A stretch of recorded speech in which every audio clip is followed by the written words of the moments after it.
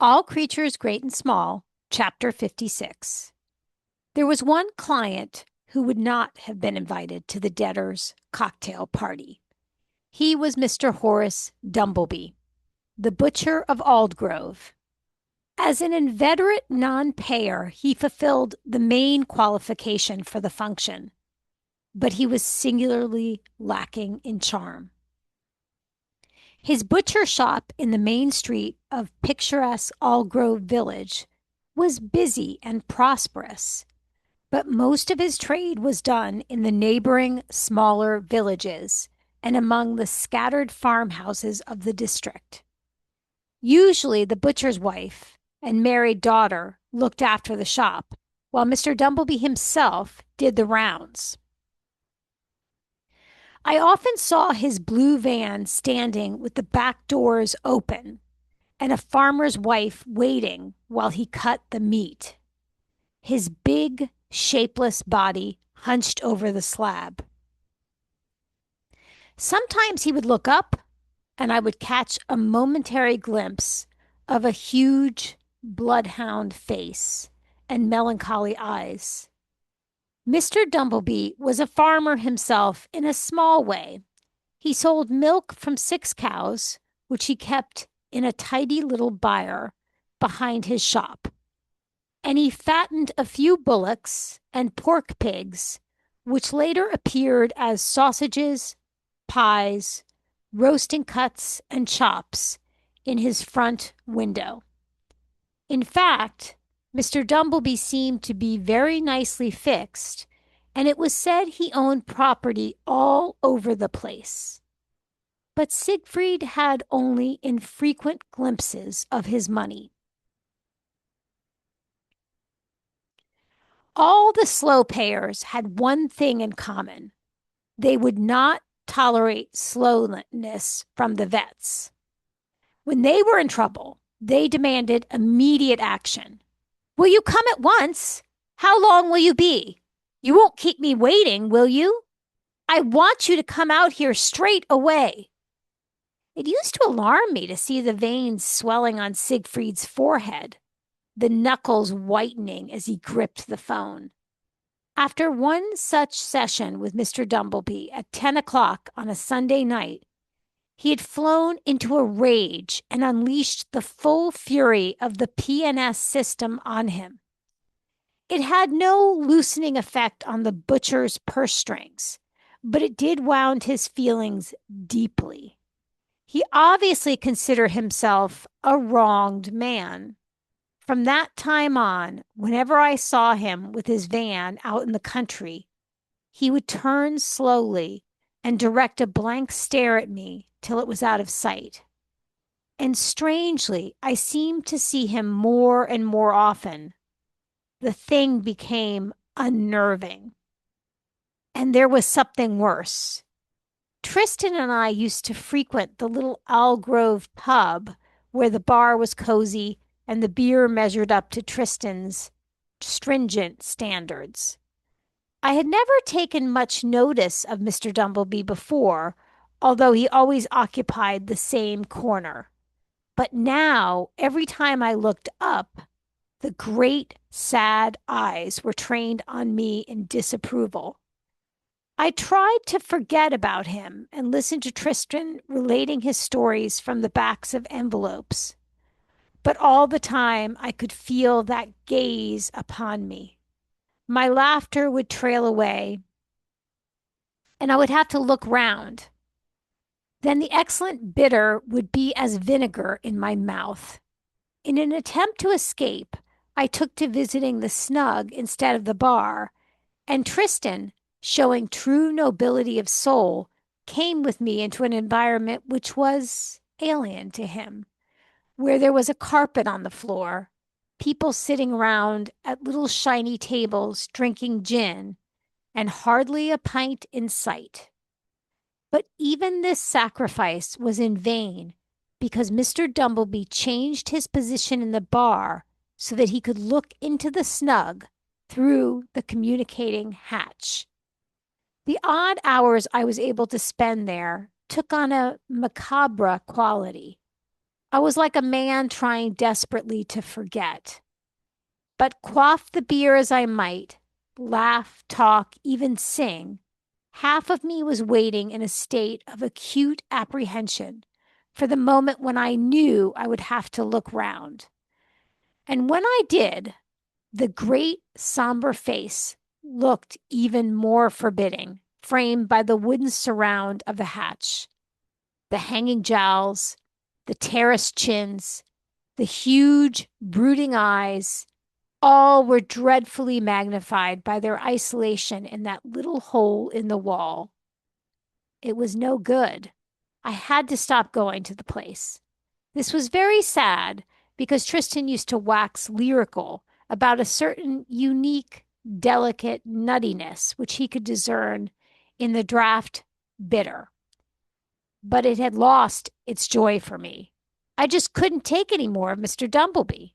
In fact, I did my best to forget all about the gentleman, but he was brought back forcibly into my mind when I heard his voice on the phone at 3 a.m. one morning. It was nearly always the same thing when the bedside phone exploded in your ear in the small hours, a calving. Mr. Dumbleby's call was no exception, but he was more peremptory than might have been expected. There was no question about apologizing about ringing at such an hour, as most farmers would do. I said I would come immediately, but that wasn't good enough. He wanted to know exactly in minutes how long I would be. In a sleepy attempt at sarcasm, I started to recite a program of so many minutes to get up and dressed, so many to go downstairs and get the car out, etc. But I fear it was lost on him. When I drove into the sleeping village, a light was showing in the window of the butcher shop. Mr. Dumbleby almost trotted out into the street and paced up and down, muttering as I fished out my ropes and instruments from the boot. Very impatient, I thought, for a man who hadn't paid his vet bill for over a year. We had to go through the shop to get to the buyer in the rear. My patient was a big, fat, white cow, which didn't seem particularly perturbed by her situation. Now and then she strained, pushing a pair of feet a few inches from her vulva. I took a keen look at those feet. It's the vet's first indication of how tough the job is going to be. 2 huge hooves sticking out of a tiny heifer have always been able to wipe the smile off my face. These feet were big enough, but not out of the way. And in truth, the mother looked sufficiently roomy. I wondered what was stopping the natural sequence. I've had me hand in, said Mr. Dumbleby. There's a head there, but I can't shift it. I've been pulling them legs for half an hour. As I stripped to the waist, it was still considered vaguely sissy to wear a calving overall. I reflected that things could be a lot worse. So many of the buildings where I had to take my shirt off were primitive and drafty, but this was a modern cowhouse, and the 6 cows provided a very adequate central heating. And there was electricity in place of the usual smoke-blackened oil lamp. When I had soaped and disinfected my arms, I made my first exploration, and it wasn't difficult to find the cause of the trouble. There was a head and 2 legs, all right, but they belonged to 2 different calves. We've got twins here, I said.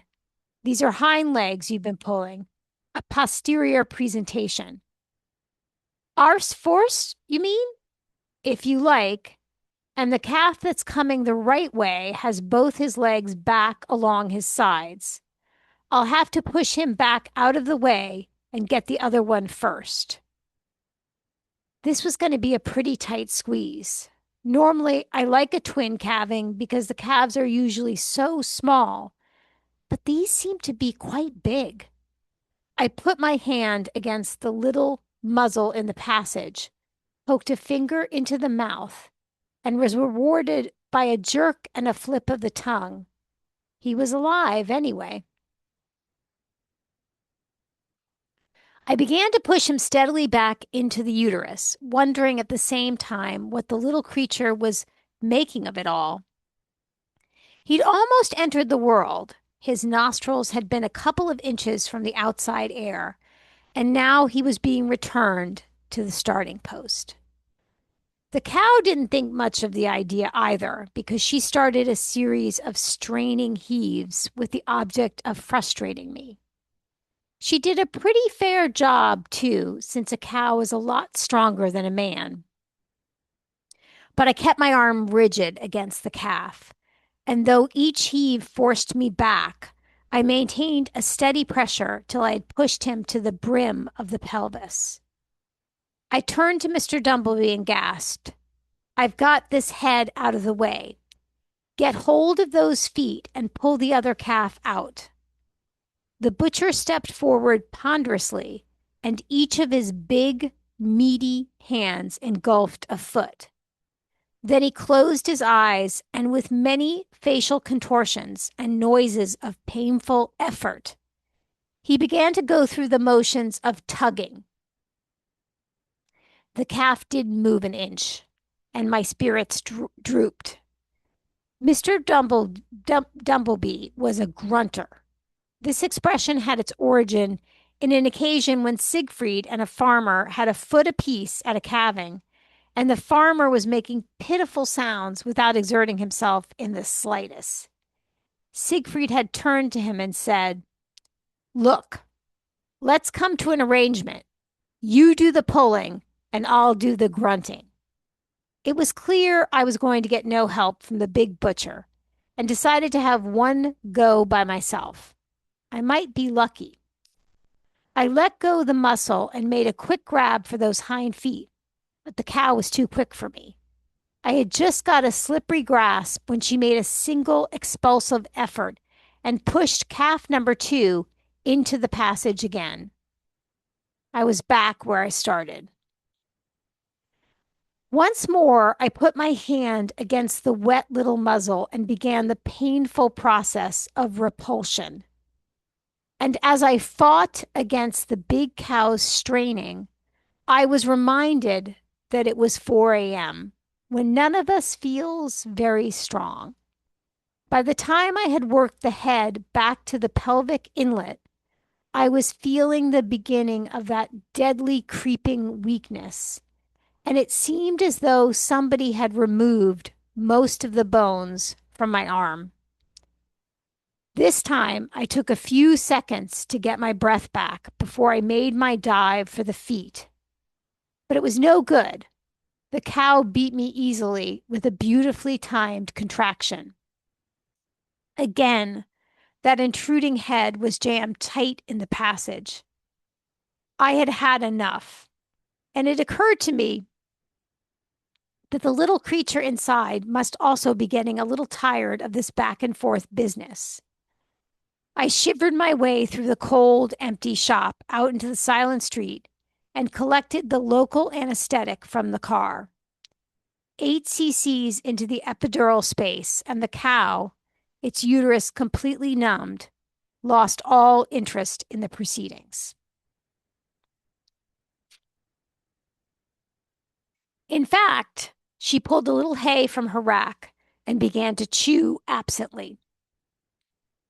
From then on, it was like working inside a mailbag.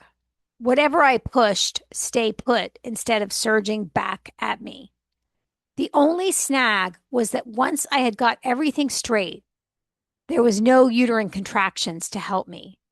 It was a case of pulling, leaning back on a hind leg, and with Mr. Dumblebee panting in agony on the other. The posterior presentation was soon delivered.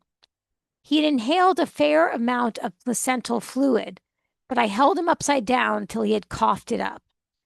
When I laid him on the byre floor, he shook his head vigorously and tried to sit up. When I had to go in after my old friend, the second calf, he was lying well inside now, apparently sulking. When I finally brought him snuffling and kicking into the light, I couldn't have blamed him if he had said, "Make up your mind, will you?"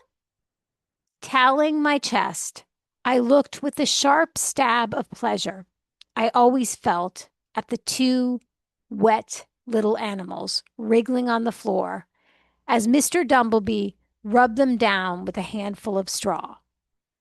"Big uns for twins," the butcher muttered. Even this modest expression of approval surprised me, and it seemed I might as well push things along a bit. "Yes, they're two grand calves. Twins are often dead when they're mixed up like that. Good job we got them out alive." I paused a moment. "You know, those two must be worth a fair bit."